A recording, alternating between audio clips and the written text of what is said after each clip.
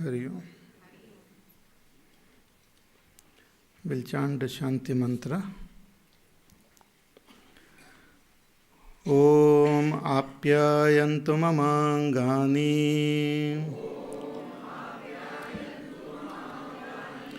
Vak Pranashchakshushrottramatho Balamindriyani cha sarvani Sarvam Brahmopanishadam Maham Brahma Nirakuryam Ma Brahma Nirakarot Anirakaranamastva Nirakaranam me astu Tadatmani nirateya upanishatsu dharmaha Te mahi santu, te mahi santu. Om Shanti Shanti Shanti.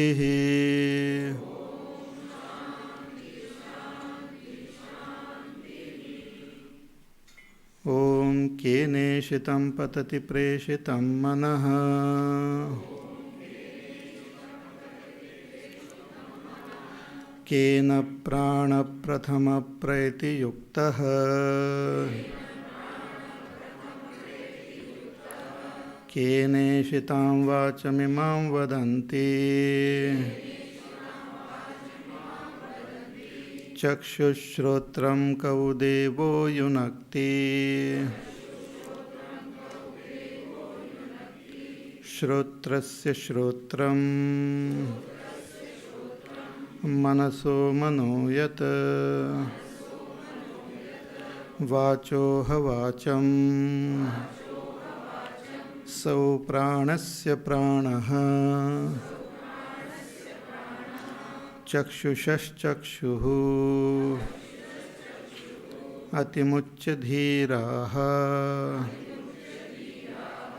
Pretyasmad Lokat Amruta Bhavanti Na Tatra Chakshur Gacchati Na Vag Gacchati No Manaha Na Vidmo Na Vijanimo Yathetad Anushishyat Anyadeva tad viditat Atho aviditadadhi Iti shushruma purvesham Enastad vachachakshire Yadvacha nabhyuditam Yena vagabhyudyate Tadeva brahmatvam vidhi Nedam yadidam upasate.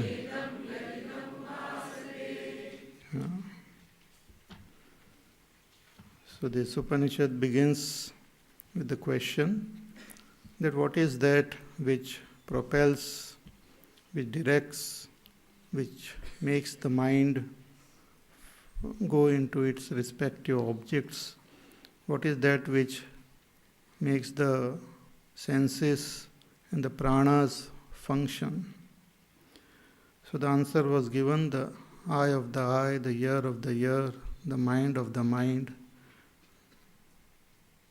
And it is indicated in this way because that Brahma, that reality, is very subtle, and it is the witness of all these objects. It is witness of our mind, it is witness of the senses, and it is not something which can be seen by the senses or comprehended by the mind.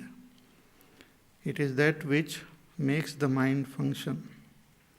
So it is not known as an object. It is supreme subject, which always remain a subject. It is never known as an object. So, to know the subject is to be the subject. To know the subject is to drop all identification with the object. Our identification with the objects are so strong that it takes a little time for us to comprehend what the scriptures are saying. So it is different from the known, because there are certain things in the world that are known, and there are certain things which are not known. But those known and not known both are objects only. So the subject is different from both the known as well as the unknown. It always remains unknown. It is unknown to the intellect. It is unknown to all the faculties by which we know the objects, the senses, the mind, the intellect. Therefore it is said that which is not illumined by the speech, but that which illumines the speech, that is called Brahma. Tadeva Brahmatvam Vidhi Nedam Yadidam Upasate, and not the thing, not the objects which one does the upasana of. So upasana is not condemned here, it is a sadhana. We have various different types of upasanas, various types of karmas. We perform action with a particular attitude. It helps to make the mind pure, make the mind free from likes and dislikes. Then we have various types of upasanas. Upasana literally means, upa means near. Asan means to sit.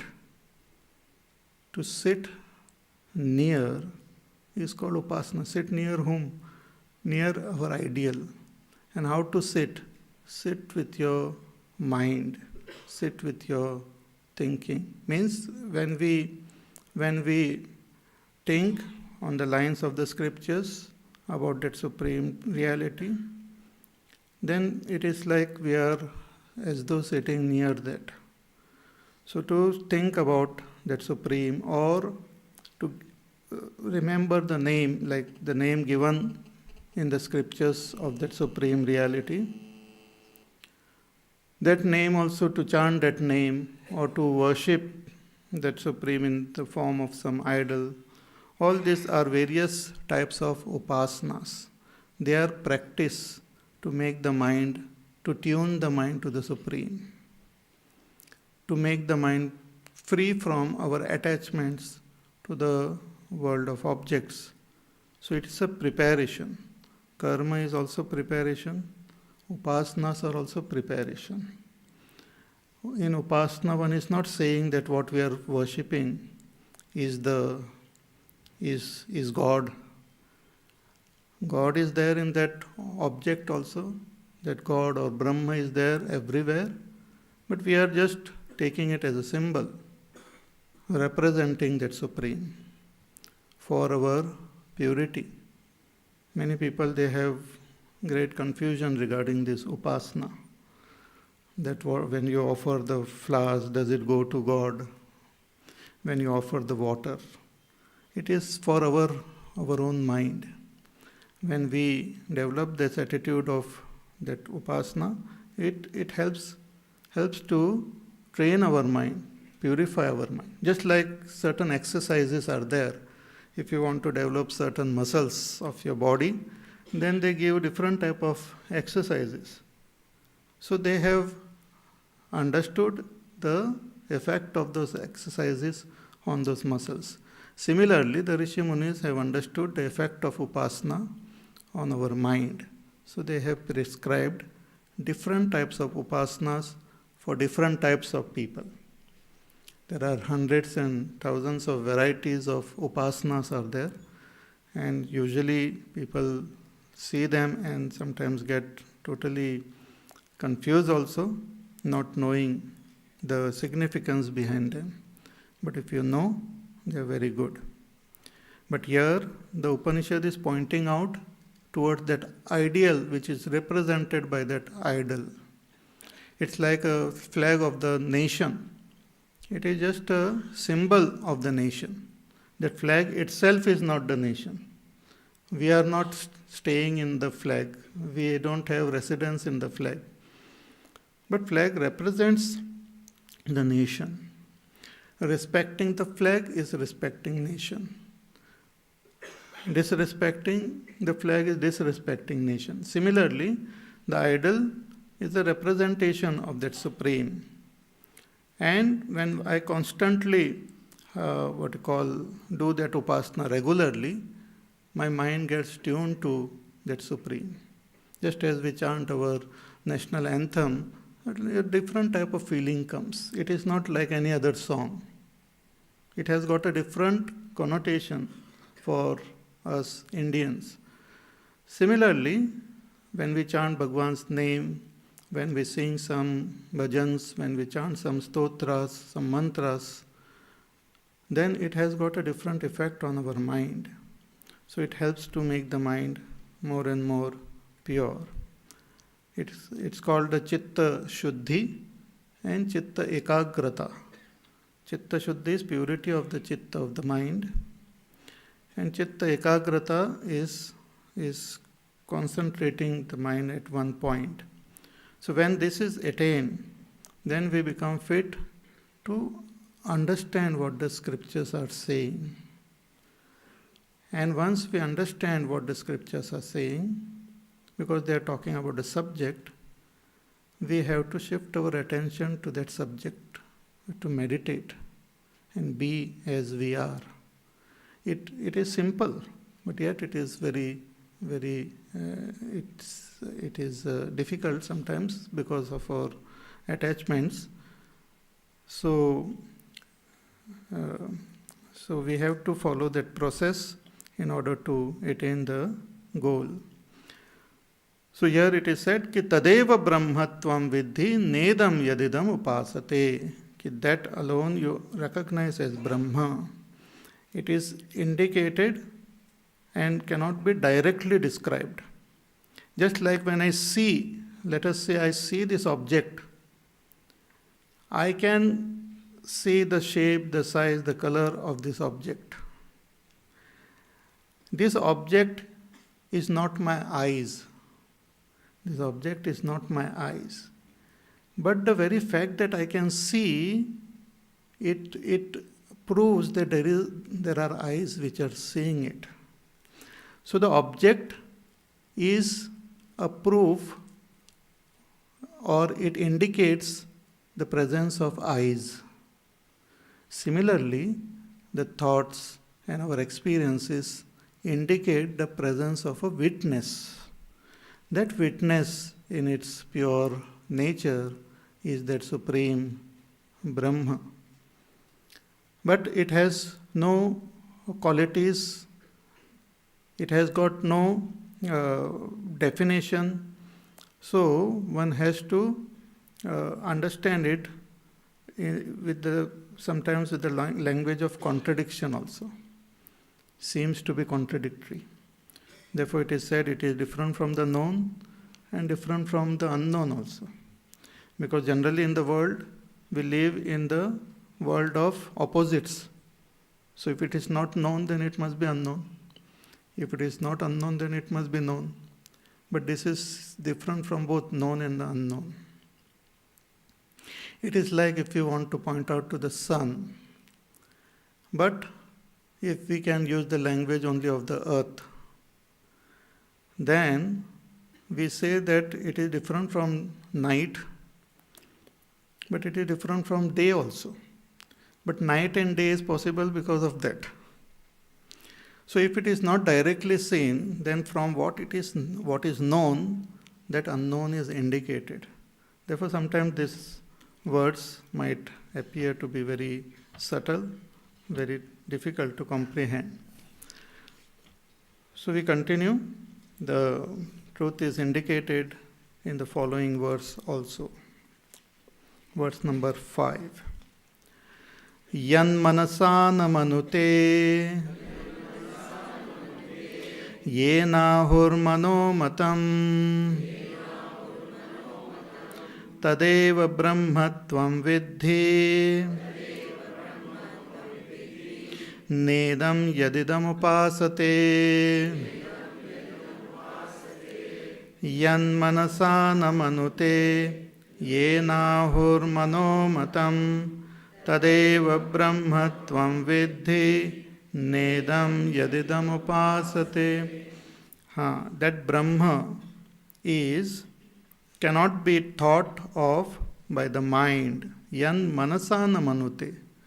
One cannot have thoughts of Brahma with the mind. See, we can think of an object, we can think of something which is seen, which is heard, which is comprehended, which has got some form, some name.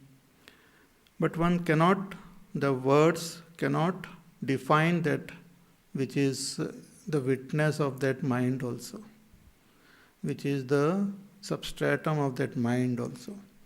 So mind cannot reveal or cannot think of that supreme.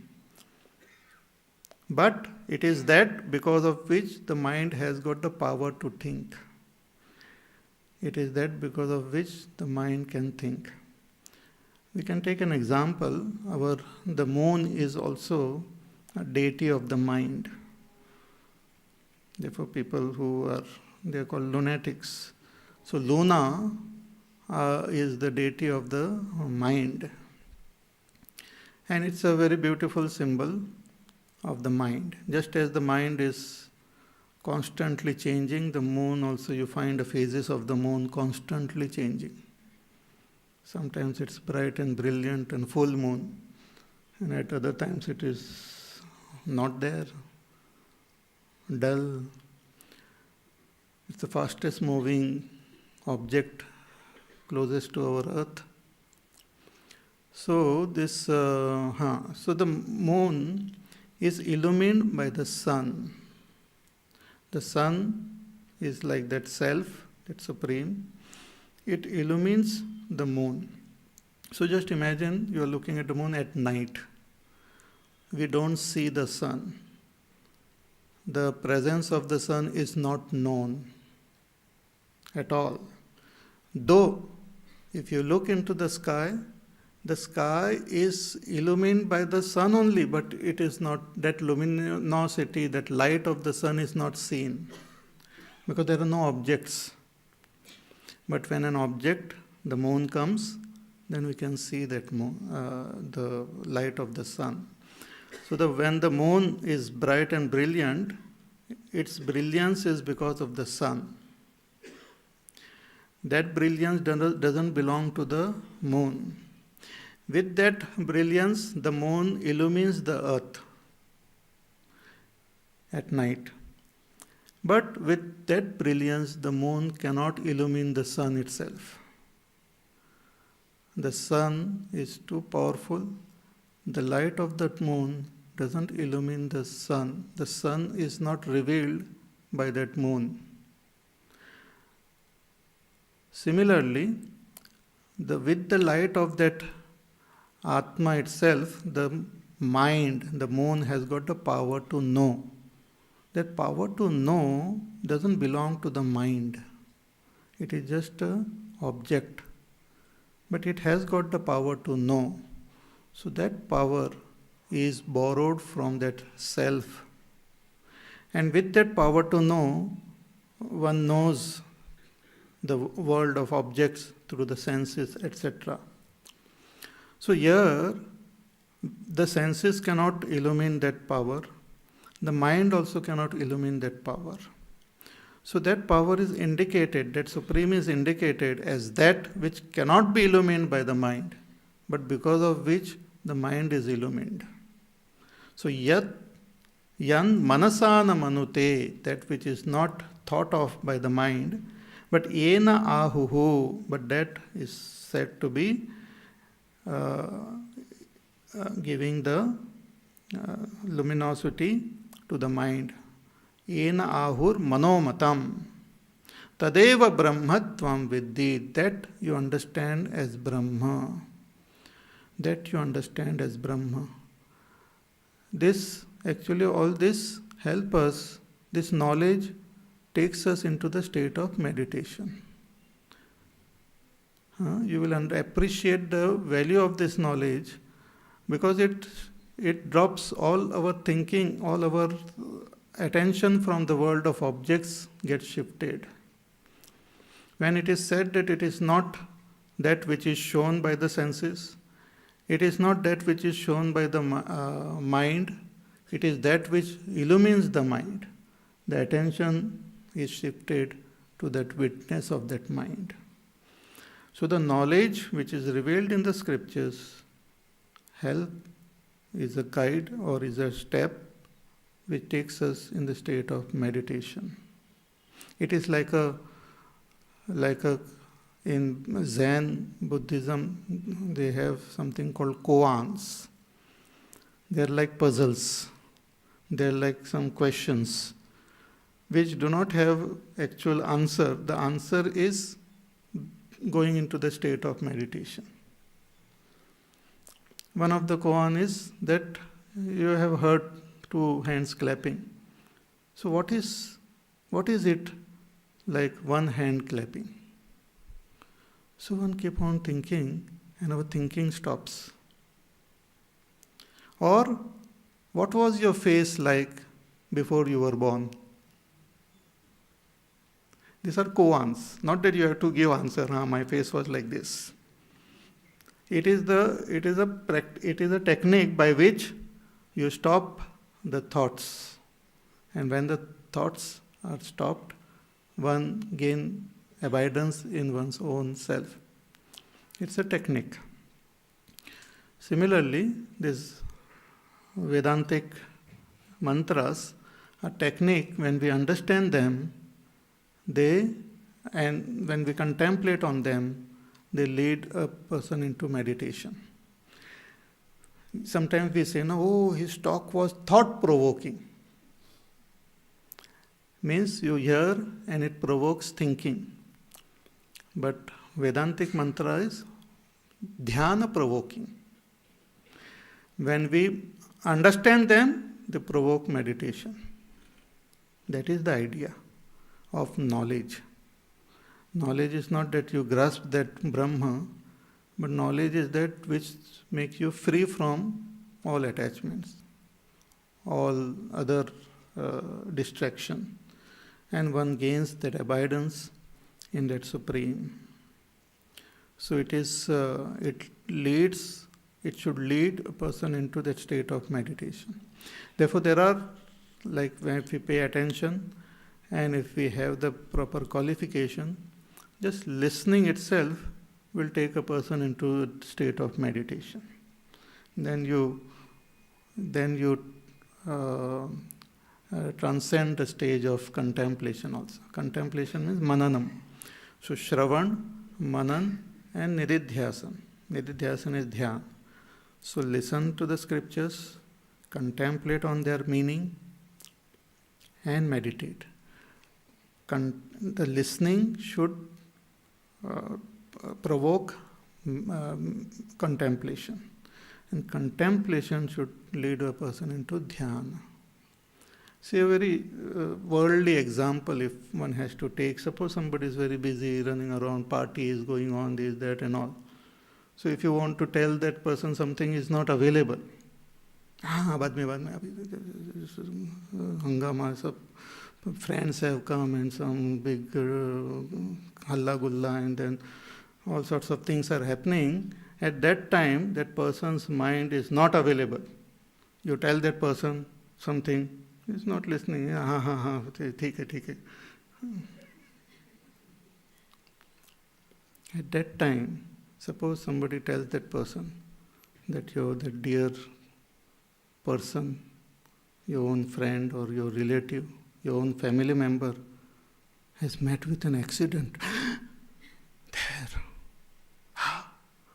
It suddenly that message, it stops that person as though in his track all the distraction goes away, and that message goes deep, and he goes into a sort of whatever trance or I'm just giving this worldly example that the words have power to arrest your thoughts, thinking, and bring that person in that present moment. The power is there in words. So these Upanishadic words have that power to arrest our thinking. It begins with thinking, but then it takes us beyond that thinking. It takes us into our own self. So that is the idea, that is the reason why one studies the scriptures and contemplate and then meditate. One cannot just sit and meditate. The knowledge should lead to meditation. Meditation is not a process. It's not a mechanical process. It is the effect of knowledge. Suppose somebody comes and tells that, oh, that day I gave you that news and you became like that. Please show it again. I told you that you won a lottery ticket and you had so much joy on your face. Please show that joy again. He will get irritated because after telling him that you won the lottery, I said, नहीं ऐसा मजाक किया था आपसे. He will get, because that joy which was there, it is not a practice. It's not just some artist practicing and all. It is the outcome of knowledge. Similarly, meditation is an outcome of knowledge. And knowledge is an outcome of thinking. And thinking on the line of the scriptures. So when we do Shravana, we think, we gain the understanding, leads to meditation. So yan manasana manute, so that is not comprehended by the mind, but that Brahma is that because of which the mind has got the power to comprehend. Understand that as Brahma, tadeva Brahma tvam vidhi, nedam yadidam upasate, and not this what you do the upasana. See, at every level, we have to, if we have to rise to a higher level, we have to leave the lower level. It's like, let us say you're climbing the steps. You have to leave one step in order to climb to that higher step. But one who is at a lower level, for him that step which you have left is very important. He cannot leave it, he will fall down. So he has to take that step. So similarly here, when the teacher is pointing out again and again that not that which you are, not the upasana, Brahma is not that object, it is just telling him to go beyond that step. But for others, that upasana is important. So tadeva brahmatvam vidhi nedam yadidam upasate. Because upasana, for the mind, some support is required of name and form. The mind has to go beyond name and form. So first it is given a support of a name and form which is controlled, which is well regulated, which one has got proper understanding. So when one takes that support, it helps for the mind to gain purification, and then one goes beyond. So it is one of the most fascinating thing actually, this upasana, which many have great misunderstanding about it, not only within our own tradition, but even those who are from other traditions, they have confusion. कि इतने सारे देवता है, इतने सारी पूजा पाठ, इतना ये है वो है, they get confused. But this is a support for the mind, and then one can drop this support also. As I said, that pole vaulting, So you take the support of that pole to take us to a certain height, then you drop the pole and jump across. So tadeva brahmatvam viddhi nedam yadidam upasate. Further, these are similar verses. Further it says, Yat chakshusha na pashyati yena chakshugamsi pashyati tadeva brahmatvam viddhi nedam yadidam upasate yat chakshusha na pashyati.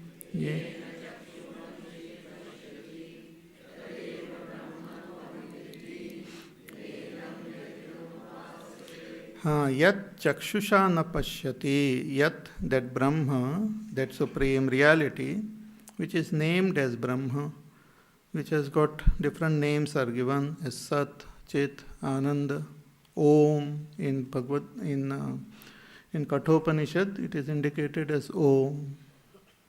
So that which is indicated as Brahma, it cannot be seen with the eyes. Yat chakshusha na pashyati. We can't see it with our eyes.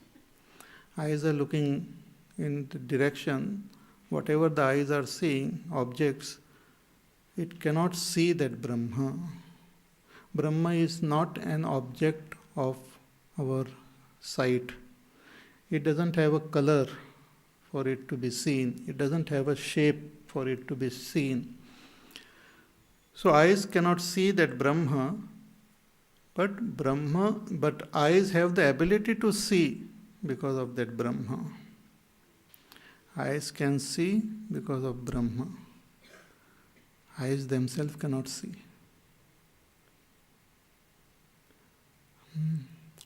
It's very, like even in when we go to sleep, we dream, we create the world, we create even our body and our senses.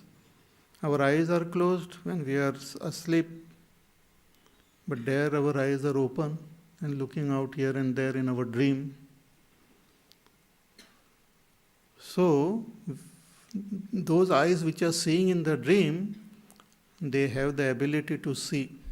They can see everything. But with those eyes, you cannot see your bedroom. With those eyes, you can't see where you are sleeping, however much you can try. Similarly, these eyes, we can see a lot, but these eyes cannot see that Brahma. We can't see it. So people in the state of even meditation or visions and all they get, that is not Brahma. Those are different visions created by our mind. That is not Brahma. That is not the Supreme. So yat chakshusha na pashyati, yena chakshugamsi pashyati. It is that because of which the eyes can see. Tadeva brahmatvam viddhi. Know that to be Brahma. Nedam yadidam upasate. And not that which people do upasana here or worship here. That is not Brahma, but it is that because of which the eyes can function. Here when it is said eyes, it includes the other sense organs also. The ears, the nose, the tongue. They function because of that Brahma. So our attention is from the senses, our attention is in this world of objects. Even when I close my eyes, the thoughts are related to the world of objects. In all those objects, we will not see Brahma. Our attention should go backwards, from the objects to the eyes, from the eyes to the mind, from the mind to that which illumines the mind, to the witness of the mind. It is like if you want to see the sun, from the world, our attention, let us say, goes to the moon, and from the moon to that which is illumining the moon. Yeah? At night, When we see the bright moon, one can take up a rocket, go up, and when we reach the moon, from the moon we can see the sun. We can see the sun. Similarly, if we shift our attention from the objects to the senses, from the senses to the mind, from the mind we have to shift our attention to that which is illumining the mind. So, yat chakshusha napashyati, this is Brahma is not that which can be seen with the eyes, but because of which the eyes can see. Tadeva brahmatvam viddhi nedam yadidam upasate. Our Pujya Gurudev is to give example of a flashlight. So at night you go in your one room and you use the flashlight to see the objects around. Then you want to, some child is also there and he asks that what is that which gives light to this bulb? He says, no, there are batteries inside. He says, I want to see those batteries. So when he removes the battery, you can't see, it is dark. And when you again put it back, you can see everything except the batteries. Similarly, our eyes are like the bulb, and that Brahma is like those batteries which illumine the eyes. It's just a gross example, huh? Don't imagine Brahma as some bat. हाँ, तो बोलेंगे स्वामी जी आपने कहा battery है ब्रह्मा, मेरी कभी कभी battery discharge हो जाती है. So tadeva brahmatvam viddhi nedam yadidam upasate. Further, next verse. Yashrotreena na shrunoti yena shrotramidam shrutam tadeva brahmatvam viddhi nedam yadidam upasate. Yashrotreena na shrunoti yena shrotramidam shrutam tadeva brahmatvam viddhi.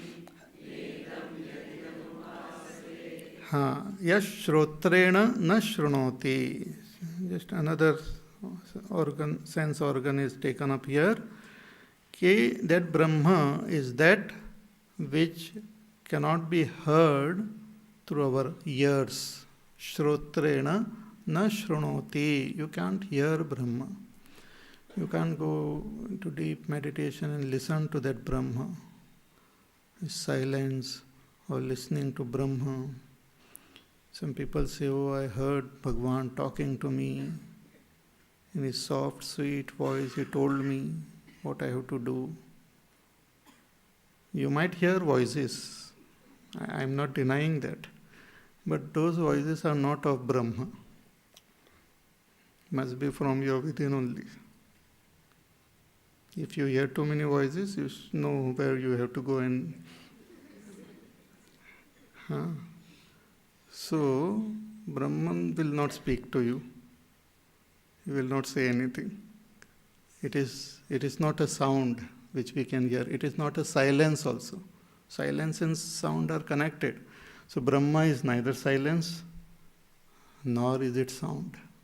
One can say it is nearer to silence, but it is not silence, nor is it sound. So we can't hear Brahma. But it is that because of which the ears have the power to hear. We have the power to hear. It's the most amazing. We have the power to see, hear, taste, touch. Our eyes, we can see distant objects. That power, strange power is there. Even with all our scientific advancement, we will not be able to find exactly. Because it is not known. It cannot be known as an object. It is not the limitation of the instrument to know, but it is the very fact that it is unknowable. It is not that later on we might discover some new thing by which we can know Brahma as an object. It's not possible. It is unknowable. So it cannot be heard with our ears, but yena shrotramidam shrutam, but it is that because of which we have the power to hear. So go back, take your attention back to that power. Don't pay attention to what you are hearing, but pay attention to that because of which you are hearing. Don't pay attention to what you are seeing, but pay attention to that because of which you are seeing. It's like our eyes. Whatever you see are not your eyes. That means, I don't have eyes. No, you have eyes. You just focus your attention, shift your attention to that which is seen, to that because of which you are seeing. So that is the idea. It is like a shift andar ki taraf. So tadeva brahmatvam vidhi nedam yadidam upasate. That alone you understand as Brahma and not that which is worshipped here. That is not Brahma, that is just a symbol of Brahma. That is just an image of Brahma. It is like little children when they are taught alphabets and all, or they are taught simple words. Big figures and all are drawn, colorful. A for apple, so big nice apple will be there. Sometimes in one page only one apple and one little A will be there. A nice colorful, like almost you can feel the apple. Then next page, ball will be there and little B will be there. So first when the child is looking, it will just look at the apple, look at the ball, look at the cat, and the teacher or the mother will keep telling, this is apple, this is ball, this is bat, cat, rat, whatever. Then slowly as the child goes to higher school, that ball will shrink. In one fine morning, it will disappear altogether. So more and more focus will be on those symbols, A, B, C. And then only joining those symbols together, A, B, C, they are different images, different akrutis, they join together, and we call it by another sound symbol, cat, and it represents that object called cat or that being called cat. So I forgot why I gave that example.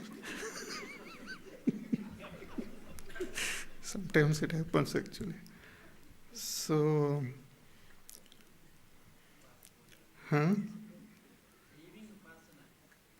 Leaving? Why should we leave Upasana? Upasana. Thank you. So this in the beginning that all these symbols and all are required, but then we can drop them and go to that which is pointed out by.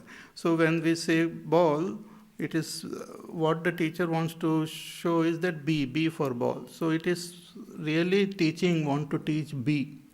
But in order to teach B, you have to take the help of that ball, because the child's mind thinks in colors, in form, not in this type of A, B and all. So similarly, our mind is very, very elementary. It thinks in colors, symbols, events, ideas. So this, we give it a structure, we give it a system. So different images are given with the help of the scriptures, and we do the upasana. It helps us to focus our attention on that symbol and to become free of all our other attachments.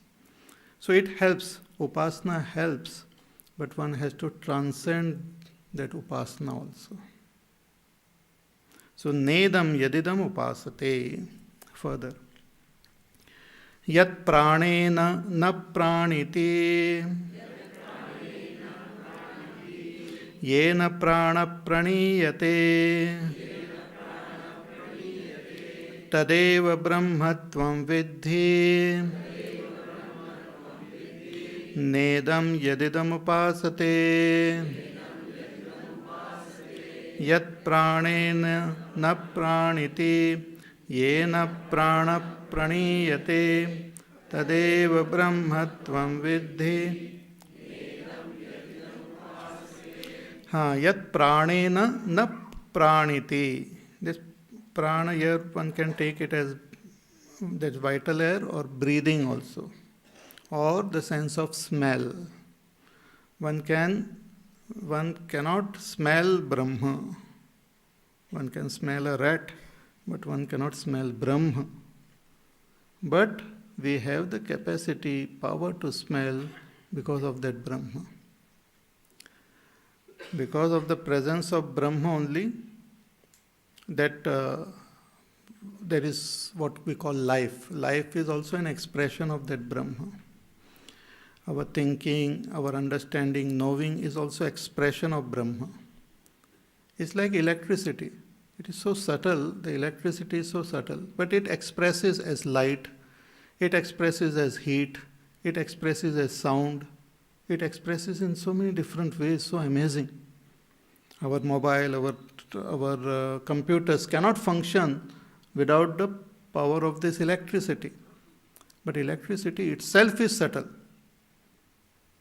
Electricity was there in the good old days, but there was no mobile, there was no computer, there was more peace and happiness. Nowadays we have to carry our office everywhere.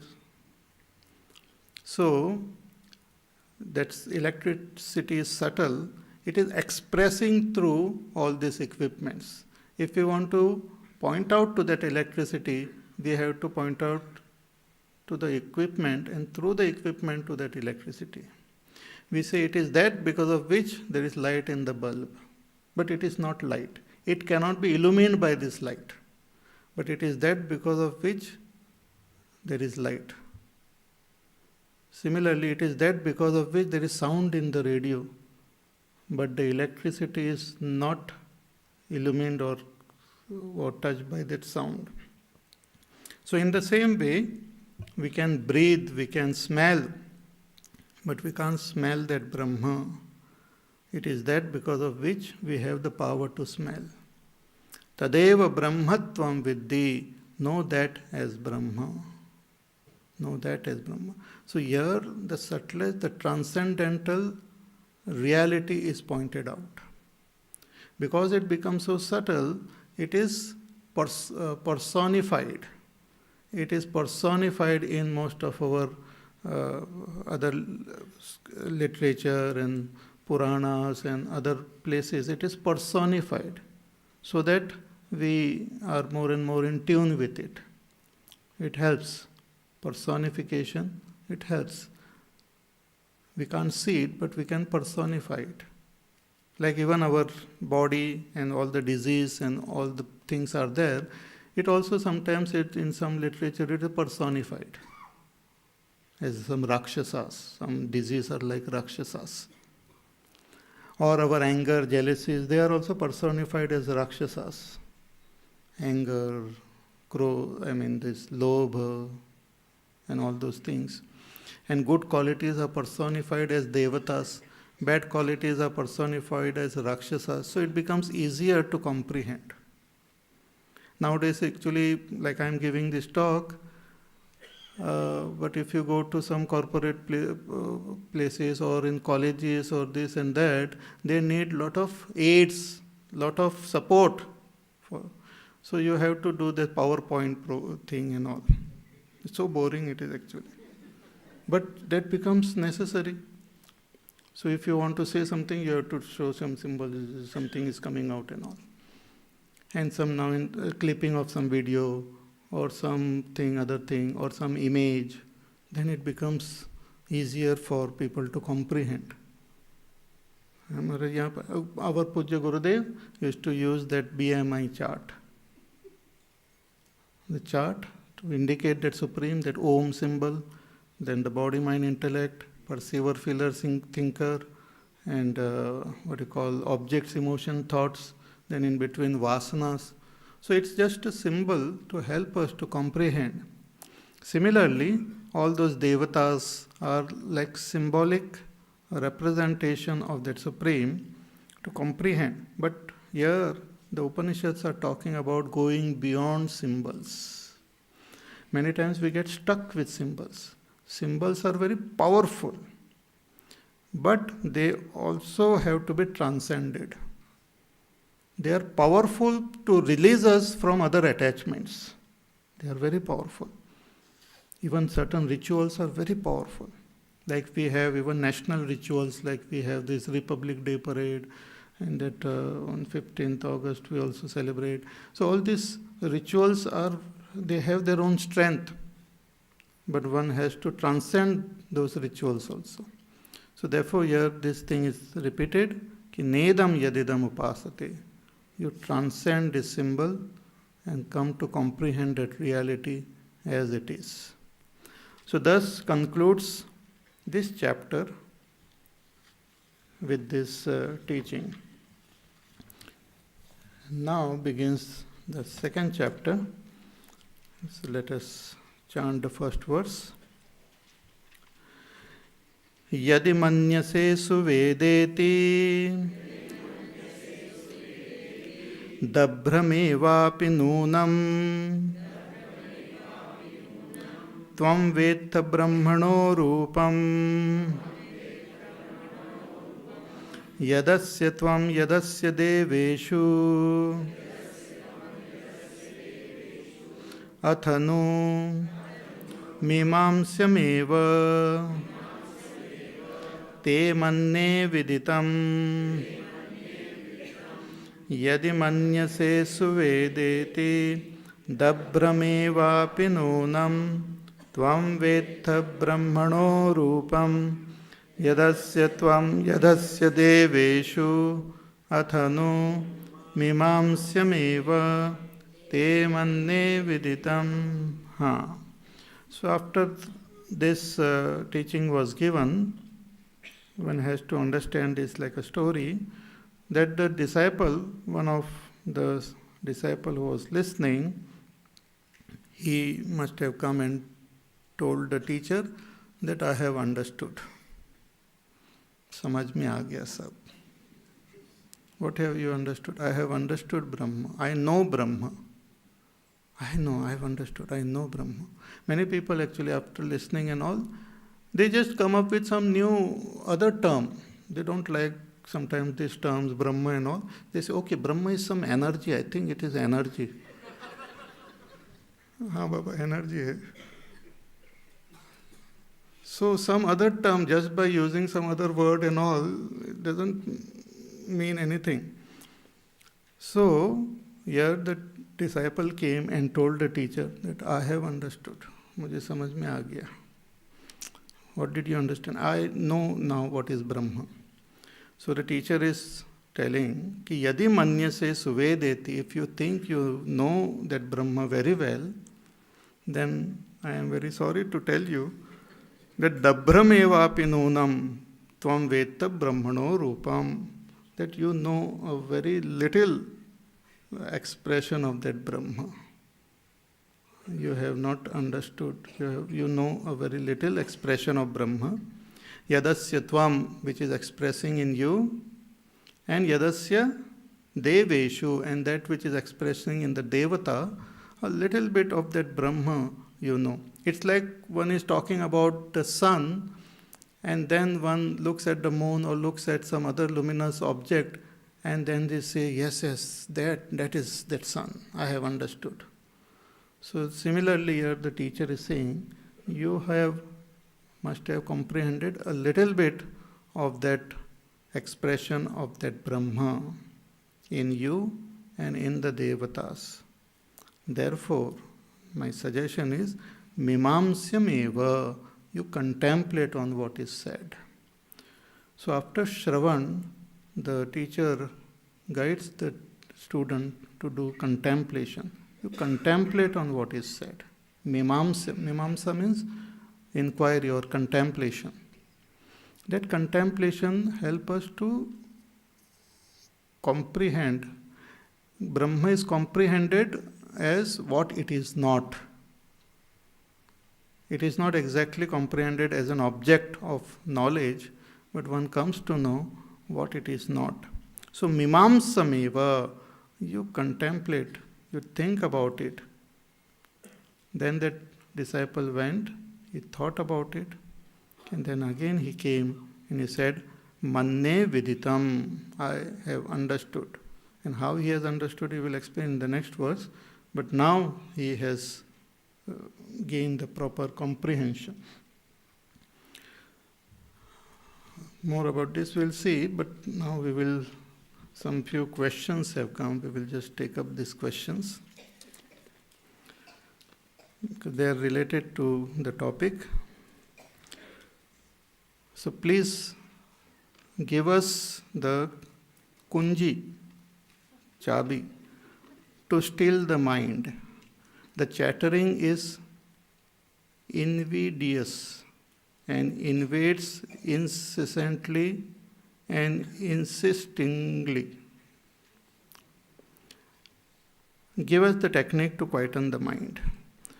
See, similar question was not exactly in these words, but similar was asked by Arjuna to Bhagwan Krishna in the 6th chapter of Bhagavad Gita. He was saying that mind is very restless. It is chanchalam hi manak Krishna pramati balavadhudam tasyaham nigraham manne vayor iva sudushkaram. Mind is very chanchal, restless. It jumps from one topic to another topic. It is very stubborn. It is very strong. It is very turbulent. To control the mind is as difficult as controlling air. So Bhagavan listened to him and he said, yes, no doubt it is like that, but there is upaya. And that upaya is abhyasena tu kaunteya vairagyena cha gruhyate. Through abhyas and through vairagya, you can make the mind quiet. Vairagya means dropping your attachments, becoming free of our cravings from the world around us. And second is practice. Practice some japa, practice some upasanas. Constant practice makes the mind calm and peaceful. Also, if we develop certain attitude, if we modify our attitude towards life, towards ourselves, towards people around us, towards the supreme goal, if we improve our attitude, our mind will also become calm and peaceful. Many people are always angry with themselves, angry with the world, angry with God. So if that attitude continues, you will always be agitated. So don't be angry. Look at the whole thing in a different way. So by improving our attitude, by following the path prescribed by Bhagavan of Abhyas and Vairagya, one can quieten the mind. Or you can practice, just close your eyes and bring the attention in the present moment. Try. Because the mind, when it goes into the past and future, it gets disturbed. So every day, for some time, we should practice bringing the mind in the present moment. Then you can spend your day in doing your work, but again, try to bring the mind in the present. Let it experience the quietude of the present moment. So when it is practiced for a long time, slowly and steadily, the mind will become quiet. One great rishis, sannyasis, our great rishis, sannyasis, saints, teachers of yesteryears seem, from little what I have understood, have spoken of the Supreme as something abstract, Supreme which cannot be seen, touched, felt and comprehended. Is Supreme just a belief which the realizers of the Upanishad want us to believe? If even after great tapas, meditation and samadhi, they have not been able to explain the Supreme in simple manner, I wonder how a late starter like me will be able to understand, comprehend the Supreme. So this is what I had explained, ki it is not an object which can be, so it is, the only way is to indicate. Because it is you yourself. What the scriptures are talking about is about you. But unfortunately, it is not you which can be seen in the mirror. If it was your body, you can see in the mirror. But it is that you which is so deep, so it is the pure subject. So it cannot be seen, cannot be tasted, cannot be felt, cannot be thought of. But it is not that it is not there, it is there. I can experience my presence. I can experience myself conscious of objects. I can experience myself when the mind is calm and peaceful, happiness also. So there is happiness, there is consciousness, there is existence. That existence, consciousness and bliss is my real nature. It is not something which needs any other proof. The very fact, if I accept that I exist, that means God exists, Brahma exists. Here, what the scriptures are saying is a technique by which we can reach that state of meditation and directly experience it. It cannot be understood as an object. So don't try to understand it as an object. It is not something which can be objectified. It is the subject. So one can understand it as being a subject. And one follows the path of the scriptures to gain that state of abidance. It's like, let us say, give an example of sleep. However much you try in your waking state to understand the sleep, to experience that sleep, it is not possible. Because sleep is not waking state. No, I want to see sleep. I want to think about sleep. Whatever you do, you are in the waking only. But when you drop all your attachment to the waking, when you just relax, let go, you can go into that state called sleep. Sleep can be experienced. Sleep cannot be objectified. You cannot sleep and look at yourself. You can go to sleep. You can see others who are sleeping around you. But you can't see yourself. I know I want to sleep and I want to see also how I am sleeping. That might be a little difficult. Yesterday during meditation, you asked us to be in the present. However, as I try to arrest the present, it changes to the past. Thus, I seem to be always missing the present. The present word is also very nice. It's like a present given to us by that Supreme. But we have to open it. Please guide me as to how to be in the present. Is there a time frame?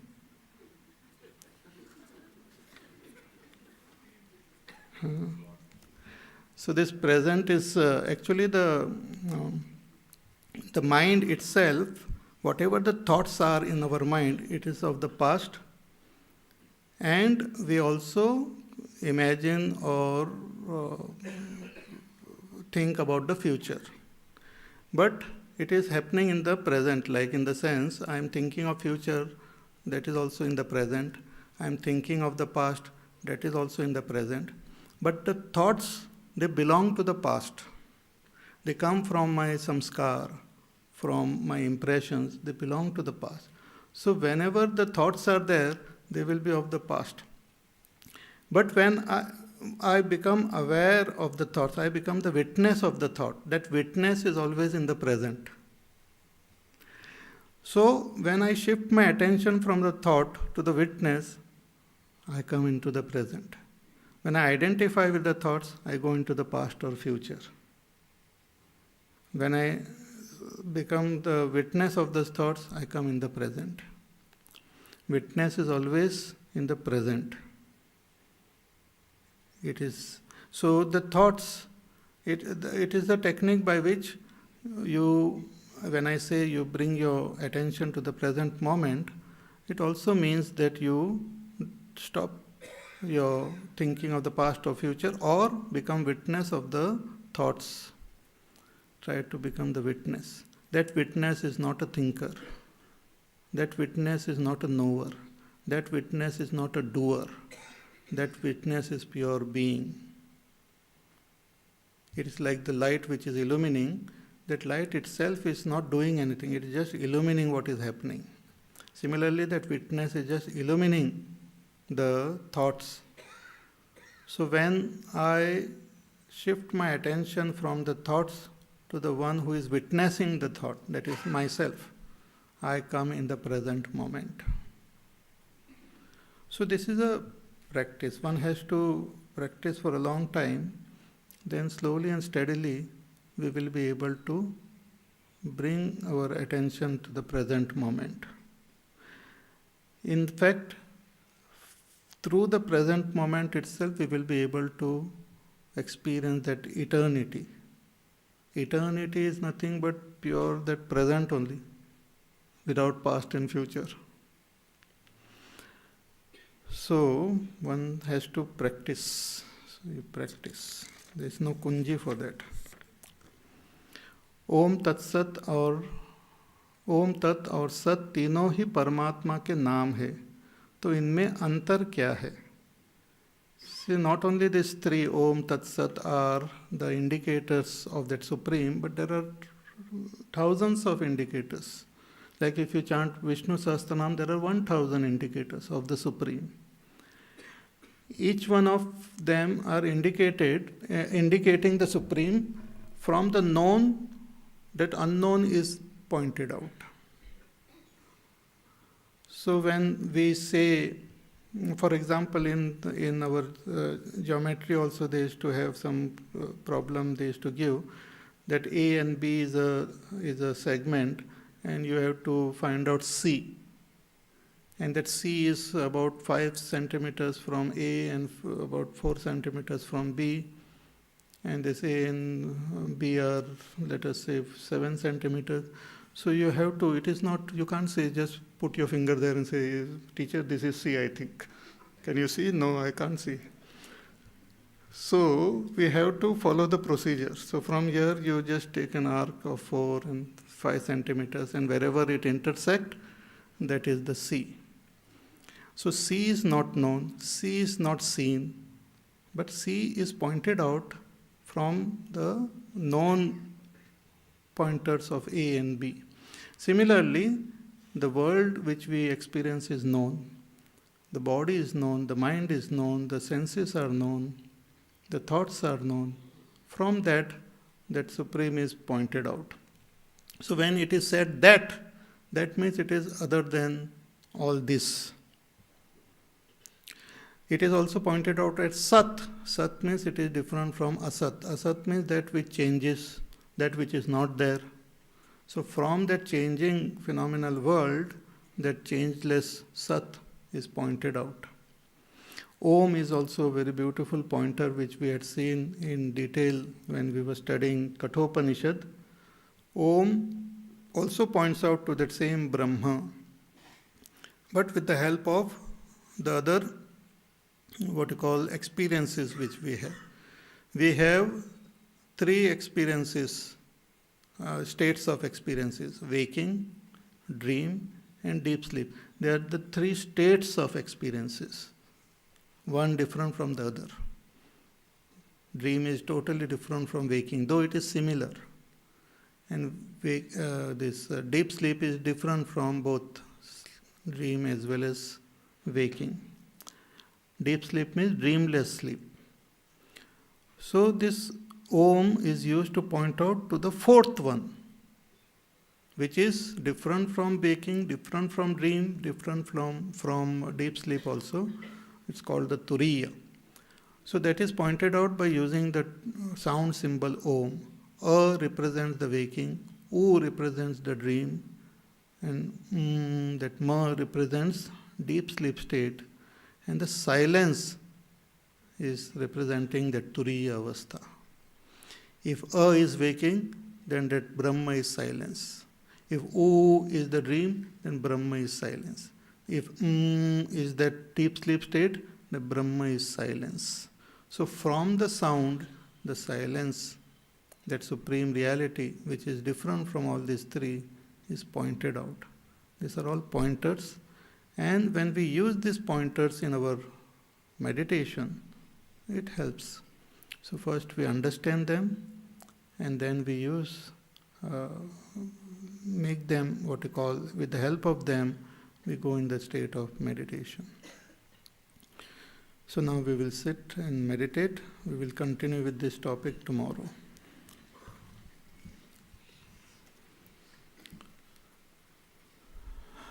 So close your eyes.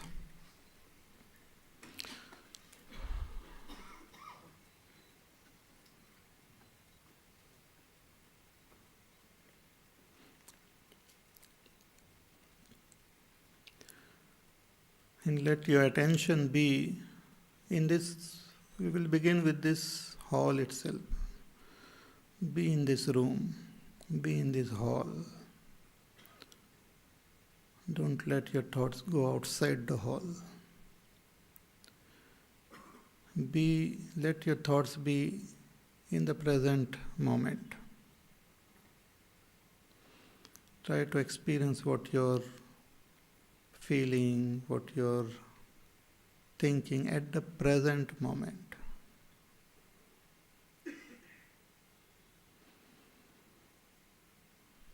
Become aware of your breathing, which is happening in the present moment. Don't think of your breathing. Don't imagine your breathing, but just become aware of your breathing. Breathing is a fact happening in the present moment.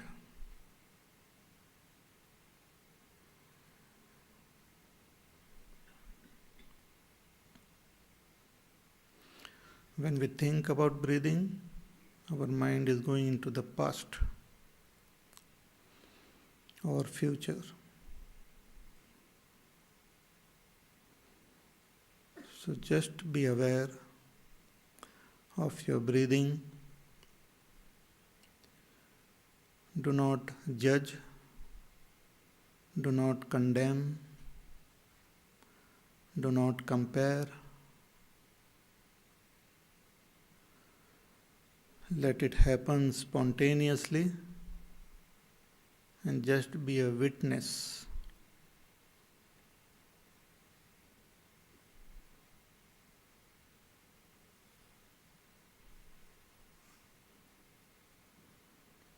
In your presence, in the presence of the witness, the breathing is happening.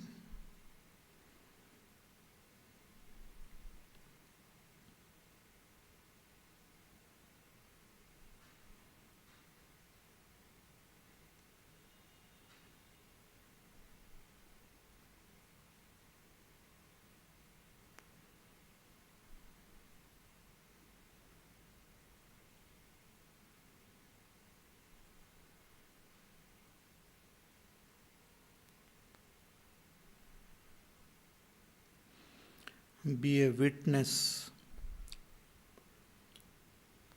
Witness means you are not breathing, you are just witnessing the breathing happening in the body.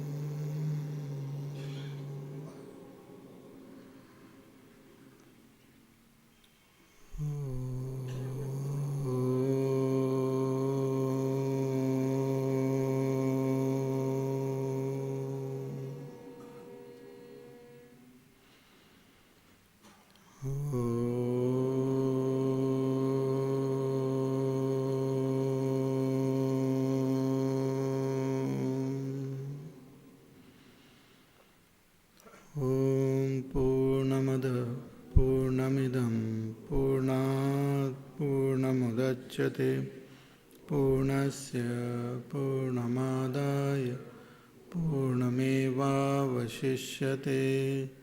ॐ शान्ति शान्ति शान्तिः हरिः ॐ श्रीगुरुभ्यो नमः हरिः